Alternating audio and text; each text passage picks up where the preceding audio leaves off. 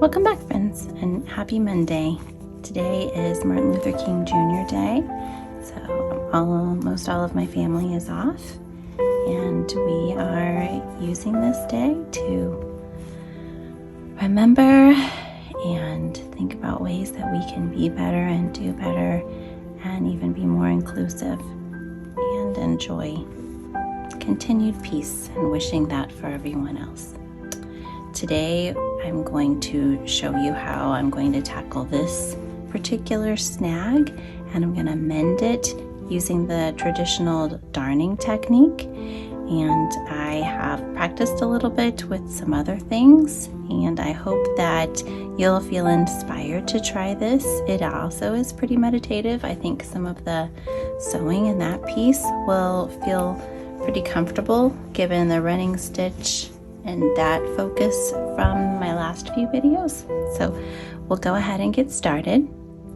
I want, just like I said last week when I was thinking about this, it kind of represents my own self-care, and I did introduce the idea of using this opportunity as we're working through preparing, and I'm going to cut this out and actually make the hole bigger because I just want to see what I'm working with here.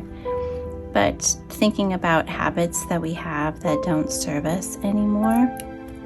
So I kind of wanted to talk about that. It's kind of like thinking about our old habits and thinking about what doesn't serve us anymore and what could we replace them with. So I have a little bit of a story that I could share. I recognized when I was an administrator that mornings were pretty stressful. I would get in a habit of looking at my phone, as one does, because you have a responsibility, and making sure if there were subs needed and things like that, things were taken care of before we ever got to school. At the same time, I didn't like feeling that way and then there was carpooling and the stress of getting there on time after I had to drive away. So maybe some of those things sound familiar to you. And if you're a mom with school-age kids or preschool and you have to get them, or you could be a dad too, you know what kind of hectic morning that can be. The dog needs to be let out. So I began to see that looking at my phone first thing in the morning wasn't the best, because then it kind of colored the rest of my thoughts. And I wanted to also be present for my kids whenever they were there. And at one point, my son started going to school and had to get up really early. So I started deciding that those habits of getting up and thinking about that weren't really serving me. So I started using that time in the morning, because I get up so early. I get up almost at 5:30, and his bus would leave before 6:30. And so I would kind of do the regular thing, and then I would have, 15, 20 minutes. I was waiting for his bus, making sure that it picked him up, and then I could go up and start my day and do the things. And so I started doing the 10 minutes of making. I don't even know if it was officially 10 minutes, it might have been 15. And just having that time in the morning already, not having to wait until the end of the day, because how often do we do that for ourselves? Oh, I'll just wait until I get this done, or now this kid needs this, or husband, spouse, partner needs something else. Then, where's the time that we're going to take for ourselves? Sometimes that gets kind of lost. So I decided I was going to try to take that time for myself in the morning, and it has made all the difference. I already have that little bit of time. I don't have to feel bitter about it if I don't get another opportunity the rest of the day. I just kind of take it back. So think about that as you are working through this mending piece. Now I'm getting this thread. I'm using this wool thread because it's pretty sturdy, and this is going to get a lot of use. You've seen that I cut this away. I decided to use, this is about the best red I have right now. I would have liked a brighter color, but I'm going to go with that. And this is going to be the weft, the up and down. I think I got that right. And the waft and weft. Hopefully I got that right. I'll have to look it up. And then I'm going to use these alternating colors kind of in the cross. I was going to use this. It's kind of like a darning mushroom, but it's actually awfully flat, so I'm not really sure what this is. I can put a link to this in below. I bought these from a man who actually, I forget the kind of wood, but he takes the wood around his house and then he shapes them into these beautiful darning tools. This one even has like a stain of red on top. And then this one is a little bit more with a handle. And I think this is the one that I'm going to use at this time. Now, I did do some darning, and you saw some of my pictures of a tag that I made that was more decorative. And I did just do that without having this tool and even without having a hoop. But I think with the size of this, I'm going to want to have this little darning mushroom. So I went back and forth. Do I use the kind with the handle? Do I use the kind that's flat? And I think I'm going to use the kind with the handle. So we're going to do this. And this is where I found a rubber band to kind of perfectly set within that. So I'm going to keep working this and getting it just right. So now I have my fairly long needle, and then I have some yarn right here. I could double this up. In fact, I probably should, but I won't get all the way through across, I don't think. I'm going to go ahead and double that. And then it's pretty scratchy because it's wool. It's not super smooth. But then what I'm going to do, I might have my thumb up here. I haven't decided what's the best. And if you're using this, or if you're using a hoop, you can come up with your own.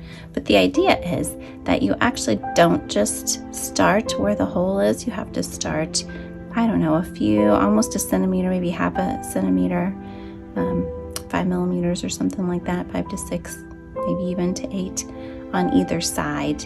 And then we're also going to go up here. Since mine has a line, I might kind of try to go to that line, which is kind of nice. I also might, since I have this is equally spaced, use this to help me space my stitches, because as you'll see when I'm doing the stitches and across the rows, I'm going to want those stitches to be right next to each other so that they can be a guide for my stitches going across. So I'm going to start down here. Now traditionally, I know that you don't really need to have a knot.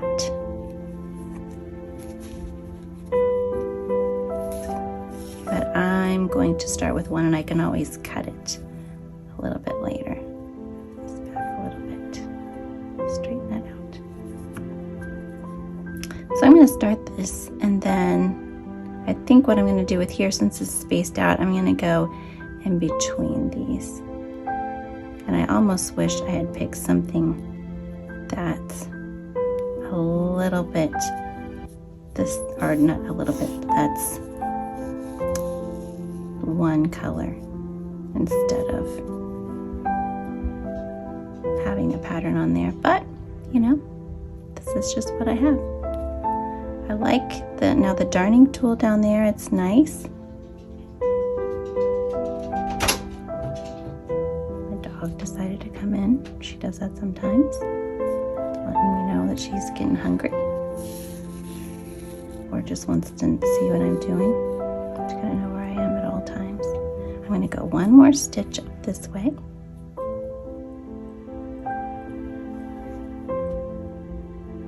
Make sure you can see that. So this is what it looks like for right now. So then we have that, and then I'm going to turn. Oops.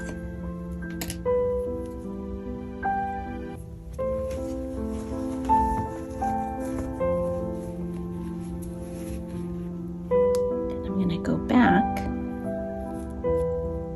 down along. Let's see. I'm going to probably make a stitch there so I can come up a bit.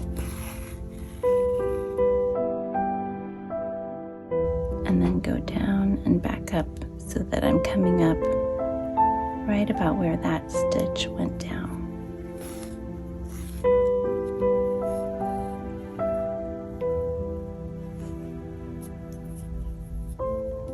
So it just takes a little bit of time, and it takes a little bit of practice too. But I think you'll enjoy the end result. So we take this down a little bit. Just go across. Right over there. Flip it around. Now I think I've got this in a way that it's going to be okay. So as I'm working on this, I will share that I had a workshop, or I participated in one. It was called Not Your Average Vision Board, and I had never made a vision board before, so I didn't know what was average. So it was wonderful. And during that, we were to pick our word for the year, because it's a new year and a lot of us make New Year's resolutions, and this was kind of a different spin on it. Instead of thinking about your resolution or the action, how do you want to feel? What's a word that by the end of the year that exemplifies the feeling that you want to have? And it wasn't really a feeling for me, but the concept of self-worth is one that I am centering on for this year. And so thinking about this practice, I'm going to go ahead and bring this all the way down. So I'm going to pause on that thought. And I'm going to maybe try to end right about there. Come back up to be in line with that stitch. And then I'm just going to continue this for a little bit till my thread runs out, and then I'll pause and cut over so you don't have to watch every single step of this. So I'm going to finish this last stitch here, and as I do, I'm going to come back to that word that I selected for this year, which was self-worth. And I'm reading a book called The Self-Worth Path. And one of the tenets, I guess, is to take some baby steps to meet ourselves where you are, and letting go of the idea that anything worth doing is easy. And as I'm doing this, I see this is way complicated, even though I've practiced before. So taking teeny tiny steps, the smallest, most manageable step you can take, is what makes it possible for anyone to eventually get to success. So I really struggle with my own self-worth and holding myself. Sometimes I hold myself to impossible standards. And so as we end this part today, know that when we come back on Wednesday, we'll pick back up this idea of self-worth and end up doing the weft threads. I'll see you in a few days.